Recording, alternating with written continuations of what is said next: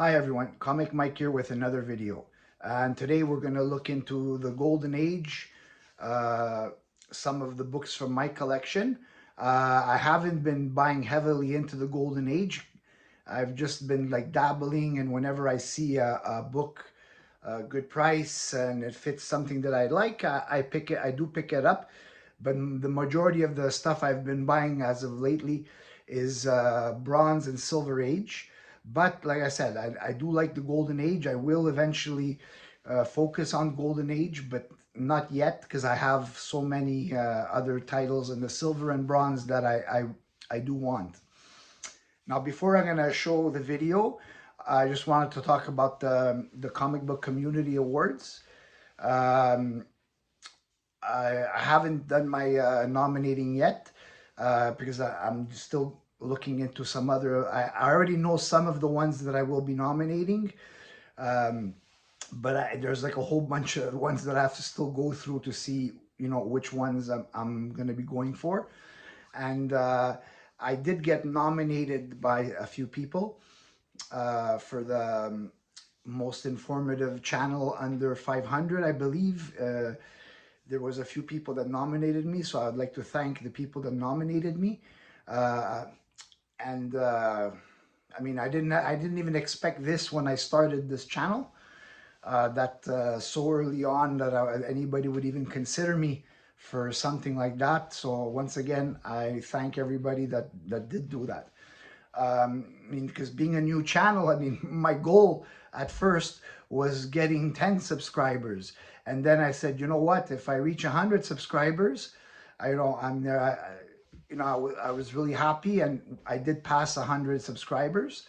And now I think I reached 177 the last I checked. Because I'm not too like hyper focused on that, but it doesn't matter. You know, uh, if you want to subscribe, subscribe. If you don't, as long as you watch, I'm happy. And if you like the content, that's what's the most important for me. So I'll get to the books right away here. And the first book we're going to look at is the Katzenjammer Kids #1 from 1947. I mean, the Katzenjammer Kids, they're like Dennis the Menace kind of mischievous kids. It's just comical stories. These characters are really old. Uh, they first appeared in Sunday supplements in newspapers in 1897. I was always thinking they were from the early 1900s, but now that I researched it a little bit, they're actually even older than that. So 1897. So um, it ran roughly 27 issues by King Syndicate Incorporated. It was created in 1897 by Rudolf Dirks. Later, it was drawn by Harold Kneer. Now, the scandal or controversy with this is that later on, there was like when Harold Kneer separated from the title, he created basically he took the same characters, and because the names of these kids are Hans and Fritz, and instead of calling them the Katzenjammer Kids, he called the books Hans and Fritz, and then later the Captain and his kids. But they're basically the same characters. They just were in two separate books, and they had their own storylines, but it was actually the same character. Now, this one here would be the first time that they were actually in comics, because prior to this they were either in like um, newspaper comics or supplements or in like thicker volumes, hardcover thicker volumes. But I believe this is the one that started the Katzenjammer Kids like in comic books. If I'm wrong, please somebody let me know in the comments. Now this one here is a lower grade, um, but you can pick them up. These ones like pretty inexpensive in a lower grade. Because these also they're very difficult to find them in high grade because they were targeted for children. So it has the children's like use of it, which you're gonna have a lot of damage on the books. But to me, it's fine because the cover presents really nice. Next, Africa, Thrilling Land of Mystery #1 from 1955, cover by Bob Powell. It's an anthology of stories. It's an anthology of like caveman stories with featuring Cave Girl and Thunda. ME Enterprises publisher. I like Bob Powell covers. He does really nice covers. Um, this one here, I believe this was a one shot because I could not find um, like other issues. So I'm assuming this is like a one shot. Now, this one is considered like a borderline golden to silver. It does have the code and it's like a bit big code. So this one, I mean, I'm calling it a golden age because it's golden age size. It's you know, in 1955 because technically it was 1956 or something when the official like silver age started. And next we have Television Comics #1 from 1950. The first appearance of Willie and Nilly. Also, it's another anthology, um, kid humor. This one is actually a pretty decent grade. Um, you know, it just needs probably a pressing. You know, to maybe be like a 7.70 by Standard Comics. Now, the thing with this book is when you look it up, or if you're interested in looking for it, you have you'll find it, let's say, my comic shop, which doesn't have any in stock, but it starts always with the #5. Uh, because this title took over another title and started with #5, okay, and it ran 4 issues. Now, mine is a #1, as you can see there, #1, and the reason being is um, this one was this one is a Canadian version, and for the comics they printed in the United States because it was printed in Canada either way. For the ones of the United States, they had them at #5, and the ones that they had them for Canada, they had them at #1. Either way, #1 to 4 or 6 to 9, it's the same stories. It's just the numbers are different. Next, we have a nice horror title, World of Mystery #1. Now this one is a 1956, so this is like a borderline golden to silver age. Now the code is also here in effect and it's like big. I mean, the cover is really nice, also a Bob Powell cover. Um, it's just that it doesn't have the same gore that, you know, because I mean, it's a guy, you know, he's climbing up like a cliff and there's like this huge, you know, steel boot over there, like waiting for him. So it's not like a gory cover, so it would have passed the code back then.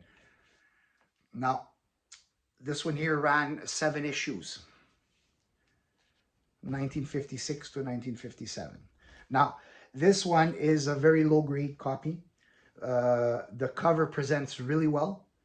The majority of the damage is all along the spine.